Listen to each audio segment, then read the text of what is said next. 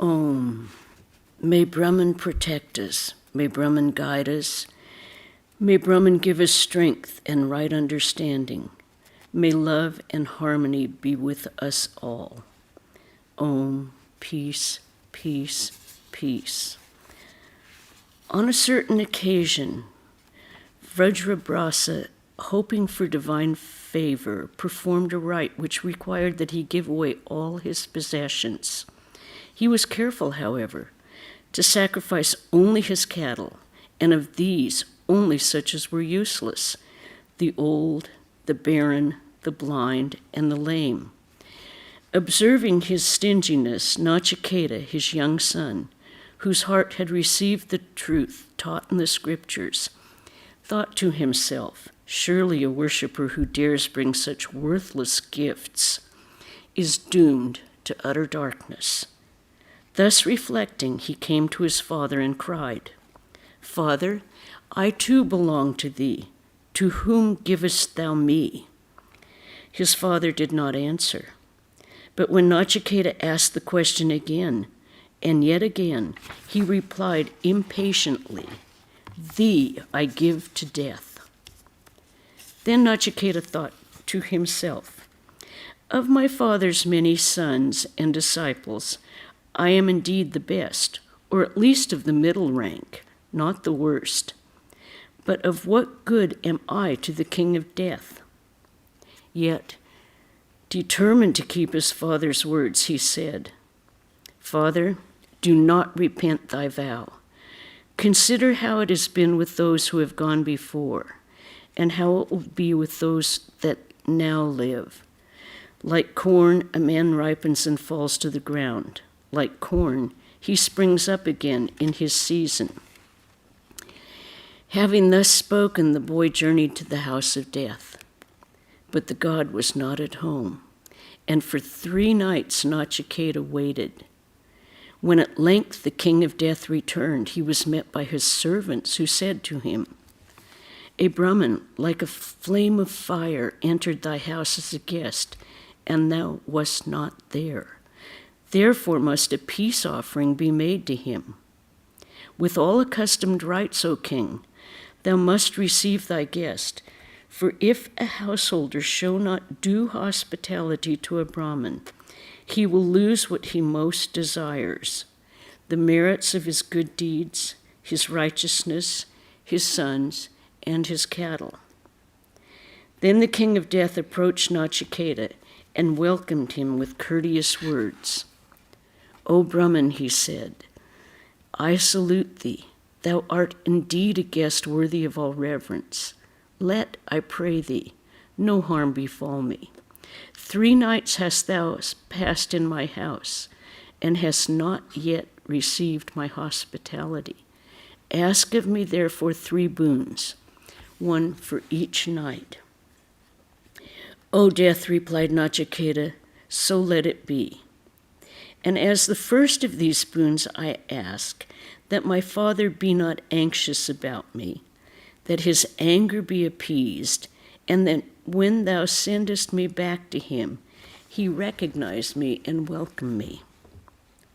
By my will, declared death, thy father shall recognize thee and love thee as heretofore, and seeing thee again alive, he shall be tranquil of mind, and he shall sleep in peace.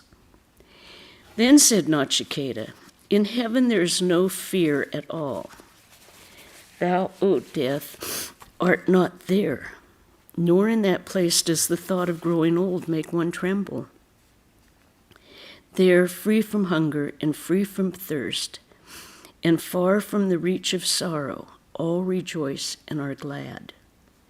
Thou knowest, O king, the fire sacrifice that leads to heaven. Teach me that sacrifice, for I am full of faith. This is my second wish. Whereupon, consenting, death taught the boy the fire sacrifice, and all the rites and ceremonies attending it. Nachiketa repeated all that he had learned, and death, well pleased with him, said, I grant thee an extra boon. Henceforth shall this sacrifice be called the Nachiketa sacrifice, after thy name. Choose now thy third boon. And then Nachiketa considered within himself and said, when a man dies, there is this doubt. Some say he is, others say he is not. Taught by thee, I would know the truth. This is my third wish. Nay, replied Death, even the gods were once puzzled by this mystery. Subtle indeed is the truth regarding it, not easy to understand. Choose thou some other boon, O Nachiketa. But Nachiketa would not be denied. Thou sayest, O Death, that even the gods were once puzzled by this mystery, and that it is not easy to understand. Surely there is no teacher better able to explain it than thou, and there is no other boon equal to this. To which, trying Nachiketa again, the god replied, ask for sons and grandsons who shall live 100 years. Ask for cattle, elephants, horses, gold. Choose for thyself a mighty kingdom. Or if thou canst imagine aught better, ask for that. Not for sweet pleasures, but only for the power beyond all thought, to taste their sweetness. Yea, verily the supreme enjoyer will I make thee of every good thing. Celestial maidens, beautiful to behold, such indeed as were not meant for mortals, even these, together with their bright chariots and their musical instruments, will I give unto thee, to serve thee. But for the secret of death, O Nachiketa, do not ask. But Nachiketa stood fast and said, these things endure only till the morrow, O destroyer of life, and the pleasures they give wear out the senses. Keep thou therefore horses and chariots. Keep dance and song for thyself. How shall he desire wealth, O Death, who once has seen thy face? Nay, only the boon that I have chosen, that only do I ask. Having found out the society of the imperishable and the immortal, as in knowing thee I have done, how shall I, subject to decay and death, and knowing well the vanity of the flesh, how shall I wish for long life? Tell me, O King, the supreme secret regarding which men doubt, no other boon will I ask. Whereupon the King of Death, well pleased at heart, began to teach Nachiketa the secret of immortality. King of Death, the good is one thing, the pleasant is another. These two, differing in their ends, both prompt to action. Blessed are they that choose the good. They that choose the pleasant miss the goal. Both the good and the pleasant present themselves to men. The wise, having examined both, distinguish the one from the other. The wise prefer the good to the pleasant. The foolish, driven by fleshly desires, prefer the pleasant to the good. Thou, O Nachiketa, having looked upon fleshly desires, delightful to the senses, has renounced them all. Thou hast turned from the miry way, wherein many a man wallows. Far from each other and leading to different ends are ignorance and knowledge. Thee, O Nachiketa, I regard as one who aspires after knowledge. For a multitude of pleasant objects were unable to tempt thee. Living in the abyss of ignorance, yet wise in their own conceit, deluded fools go round and round, the blind led by the blind. To the thoughtless youth, deceived by the vanity of earthly possessions, the path that leads to the eternal abode is not revealed. This world alone is real. There is no hereafter. Thinking thus, he falls again and again, birth after birth, into my jaws.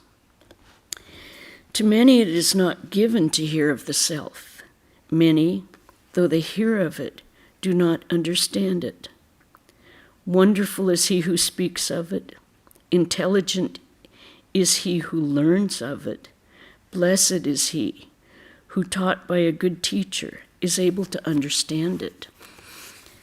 The truth of the self cannot be fully understood when taught by an ignorant man. For opinions regarding it, not founded in knowledge, vary one from another. Subtler than the subtlest is this self, and beyond all logic. Taught by a teacher who knows the self and Brahman is one, a man leaves vain theory behind and attains to truth. The awakening which thou hast known does not come through the intellect, but rather in fullest measure from the lips of the wise. Beloved Nachiketa, blessed, blessed art thou, because thou seekest the eternal. Would that I had more pupils like thee. Excuse me, just one sec. Well I know that earthly treasure lasts but till the morrow. For did not I myself, wishing to be king of death, make sacrifices with fire? But the sacrifice was a fleeting thing, performed with fleeting objects, and small is my reward, seeing that only for a moment will my reign endure. The goal of worldly desire, the glittering objects for which all men long, the celestial pleasures they hope to gain by religious rites, the most sought after of miraculous powers, all these were within my grasp, but all these, with firm resolve, thou hast renounced. The ancient effulgent being, the indwelling spirit, subtle, deep hidden in the lotus of the heart, is hard to know. But the wise man, following the path of meditation, knows him and is freed alike from pleasure and from pain. The man who has learned that the self is separate from the body, the senses, and the mind, has fully known him, the soul of truth, the subtle principle.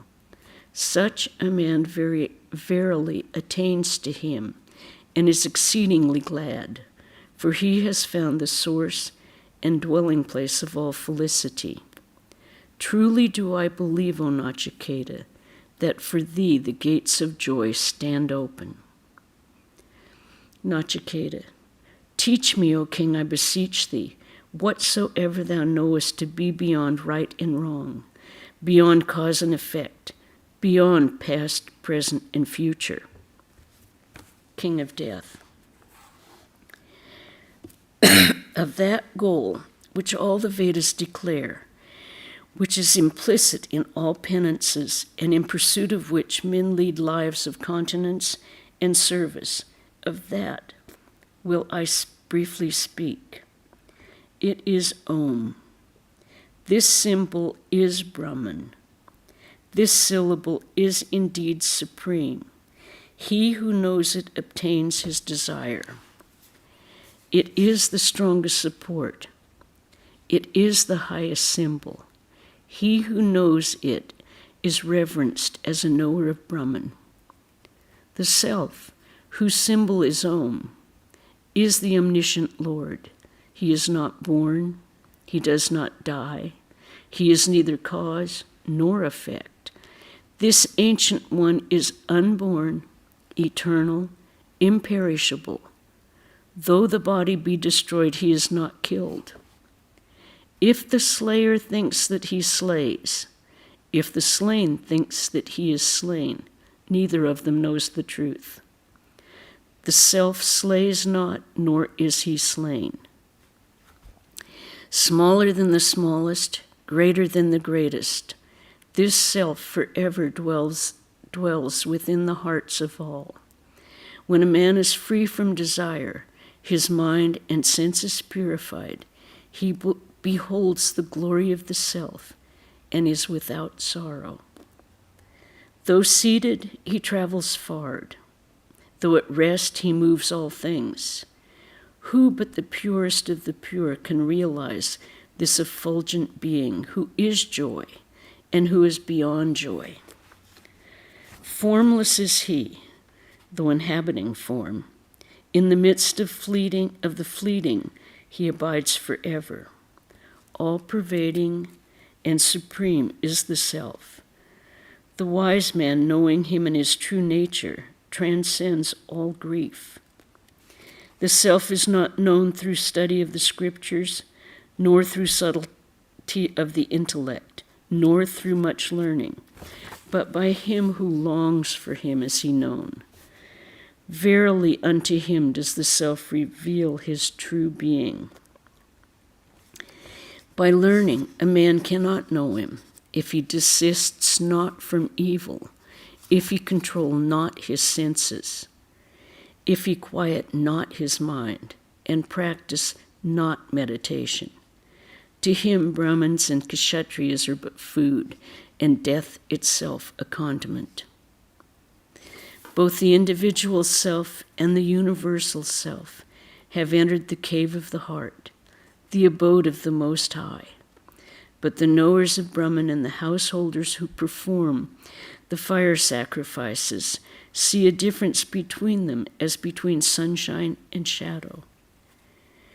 May we perform the Nachiketa sacrifice, which bridges the world of suffering.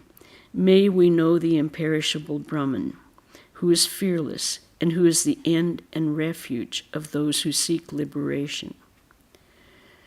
Know that the self is the rider and the body the chariot, and the intellect is the charioteer and the mind the reins. The senses, say the wise, are the horses. The roads they travel are mazes of desire. The wise call the self the enjoyer when he is united with the body, the senses, and the mind. When a man lacks discrimination and his mind is uncontrolled, his senses are unmanageable, like the restive horses of a charioteer. But when a man has discrimination and his mind is controlled, his senses, like the well-broken horses of a charioteer, lightly obey the rein. He who lacks discrimination, whose mind is unsteady, and whose heart is impure, never reaches the goal, but is born again and again. But he who has discrimination, whose mind is steady, and whose heart is pure, reaches the goal, and having reached it is born no more. The man who has a sound understanding for charioteer, a controlled mind for reins, he it is that reaches the end of the journey, the supreme abode of Vishnu, the all-pervading. The senses derive from physical objects from mind, mind from intellect, intellect from ego, and ego from the unmanifested seed, and the unmanifested seed from Brahman, the uncaused cause. Brahman is the end of the journey. Brahman is the supreme goal. This Brahman, this self, deep hidden in all beings, is not revealed to all, but to the seers, pure in heart, concentrated in mind, to them he is revealed. The senses of the wise obey his mind obeys his intellect obeys his ego, and his ego obeys the self. Arise, awake, approach the feet of the Master, and know that. Like the sharp edge of a razor, the sages say, is the path. Narrow it is and difficult to tread. Soundless, formless, intangible, undying, tasteless, odorless, eternal, without beginning, without end, immutable, beyond nature is the self. Knowing him as such, one is freed from death. Narrator. The wise man, having heard and taught the eternal truth revealed by the king of death to Nachiketa, is glorified in the heaven of Brahma.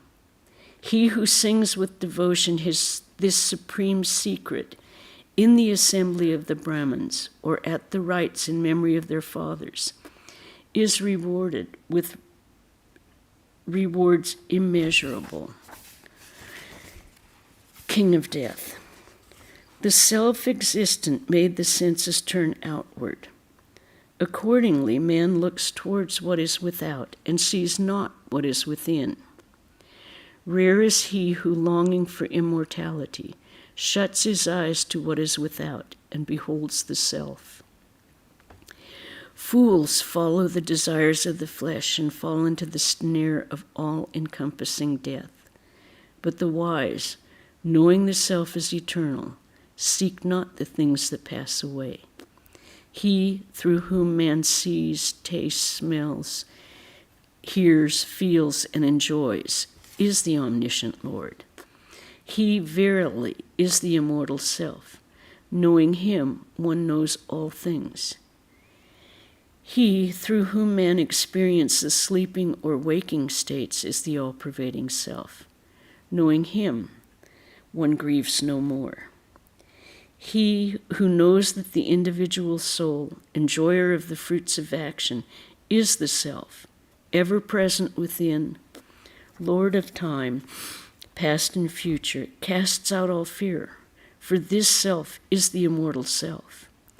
He who sees the firstborn, born of the mind of Brahma, born before the creation of waters, and sees him inhabiting the lotus of the heart, living among the physical elements, sees Brahman indeed, for this firstborn is the immortal self.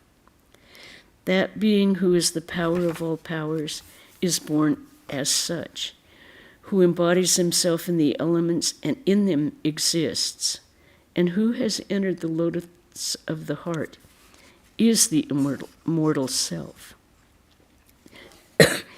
Agni, the all-seeing, who lies hidden in fire sticks, like a child well guarded in the womb, who is worshipped day by awakened souls, and by those who offer oblations in sacrificial fire. He is the immortal self. That in which the sun rises and in which it sets, that which is the source of all the powers of nature and of the senses, that which nothing can transcend, that is the immortal self. What is within us is also without. What is without is also within.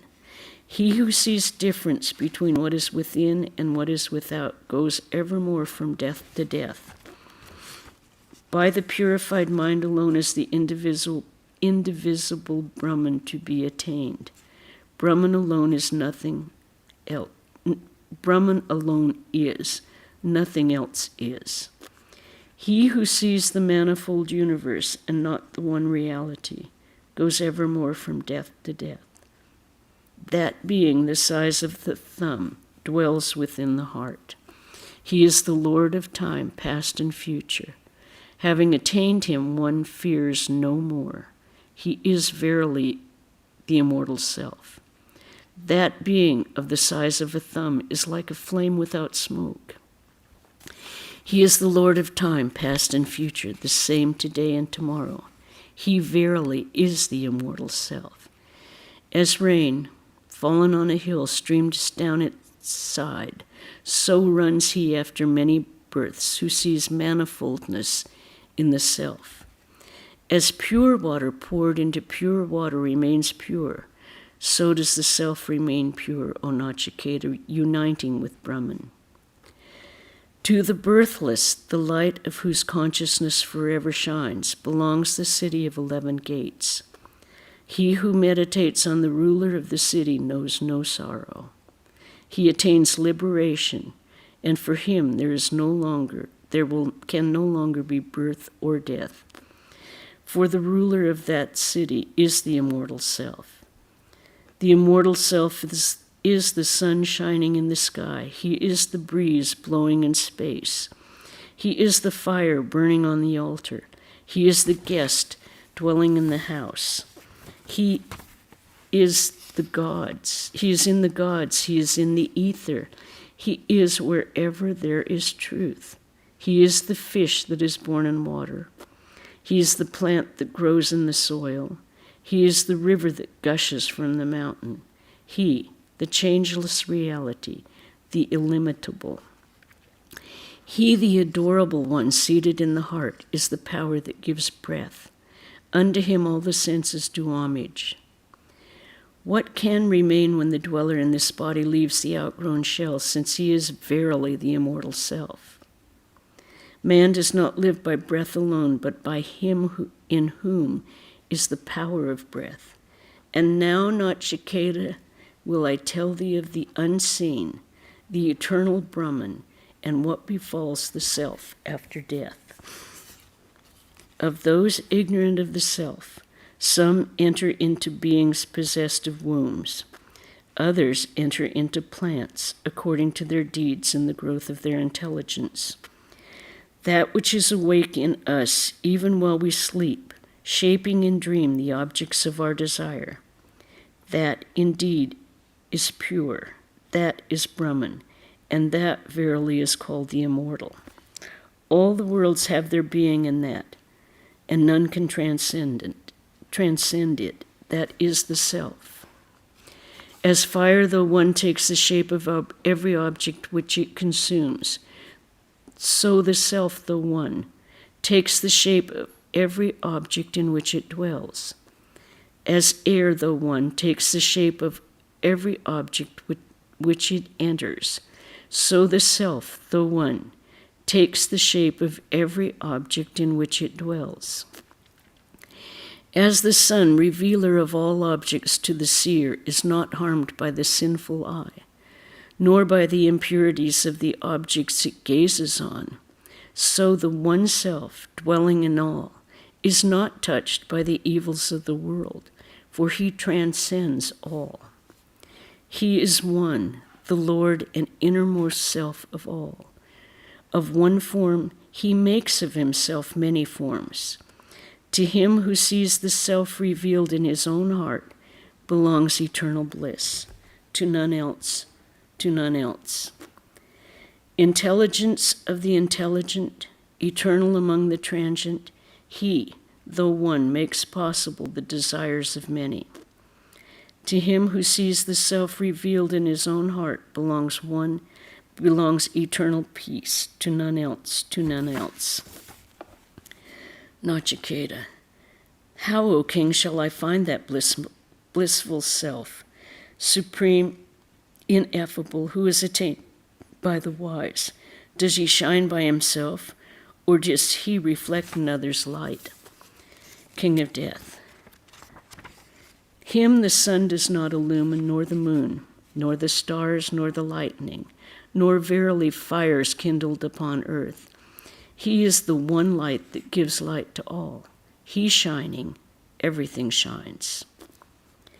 This universe is a tree, eternally existing, its root aloft, its branches spread below. The pure root of the tree is Brahman, the immortal, in which the three worlds have their being, whom none can transcend. This is verily the self. The whole universe came forth from Brahman, moves in Brahman. Mighty and awful is he, like a thunderbolt crashing loud through the heavens. For those who attain him, death has no terror. In fear of him, fire burns, the sun shines, the rains fall, the winds blow, and death kills. If a man fails to attain Brahman before he casts off his body, he on a body in the world of created beings. In one's own soul, Brahman is realized clearly, as if seen in a mirror. In the heaven of Brahma also is Brahman, realized clearly, as one distinguishes light from darkness. In the world of the Father, he is beheld as in dream. In the world of angels, he appears as if reflected in water. The senses have separate origin in their several objects. They may be active, as in the waking state, or they may be inactive, as in sleep. He who knows them to be distinct from the changeless self grieves no more. Above the senses is the mind. Above the mind is the intellect. Above the intellect is the ego. Above the ego is the unmanifested seed, the primal cause. And verily, beyond the unmanifested seed is Brahman, the all-pervading spirit, the unconditioned, knowing whom one attains to freedom and achieves immortality. None beholds him with the eyes, for he is without visible form. Yet in the heart is he revealed through self-control and meditation. Those who know him become immortal. When all the senses are stilled, when the mind is at rest, when the intellect wavers not, that, say the wise, is the highest state. This calm of the senses and the mind has been defined as yoga. He who attains it is freed from delusion. If one not freed from delusion, this calm is uncertain, unreal. It comes and goes. Brahman words cannot reveal, mind cannot reach, eyes cannot see. How then, save through those who know him, can he be known? There are two selves, the apparent self and the real self. Of these, it is the real self, and he alone who must be felt as truly existing. To the man who has felt him as truly existing, he reveals his innermost nature. The mortal in whose heart desire is dead becomes immortal. The mortal in whose heart the knots of ignorance are untied becomes immortal. These are the highest truths taught in the scriptures. Radiating from the lotus of the heart, there are 101 nerves. One of these ascends towards the 1,000-petaled lotus in the brain. If a man comes to die, his vital force passes upward, and out through this nerve he attains immortality. But if his vital vital force passes out through another nerve, he goes to one or another plane of mortal existence and remains subject to birth and death. The supreme person, of the size of a thumb, the innermost self, dwells forever in the hearts of all beings. As one draws the pith from a reed, so must the aspirant after truth, with great reverence, separate the self from the body. Know the self to be pure and immortal, yea, pure and immortal. The narrator. Nachiketa, having learned from the god this knowledge and the whole process of yoga, was freed from impurities and from death, and was united with Brahman. Thus will it be with another also if he knows the innermost self. Om, peace, peace, peace.